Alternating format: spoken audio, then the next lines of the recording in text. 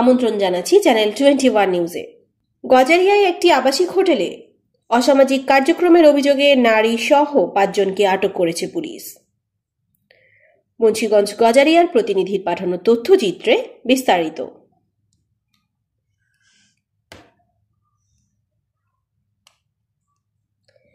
মুন্সিগঞ্জের গজারিয়ায় একটি আবাসিক হোটেলে অসামাজিক কার্যক্রমের অভিযোগে নারী সহ 5 জনকে আটক করেছে পুলিশ। দুপুরে ঢাকা চট্টগ্রাম মহাসড়ক সংলগ্ন ভাটেরচর এলাকার fresh Bhaterchar guest house and রেস্টুরেন্টে অভিযান চালিয়ে তাদের আটক করা হয়। স্থানীয় বাসিন্দাদের সহযোগিতায় এই অভিযান চালায় পুলিশ।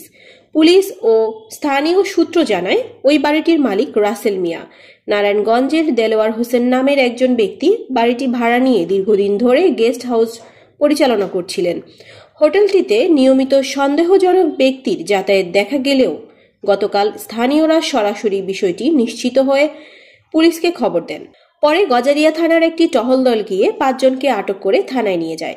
আটককৃত ব্যক্তিরা হলেন নারায়ণগঞ্জের বন্দর উপজেলার তমা আক্তার, জামালপুরের সখী আক্তার, পটুয়াখালীর শামীমা আক্তার, গজারিয়ার বর্ষা ও সুমন মিয়া।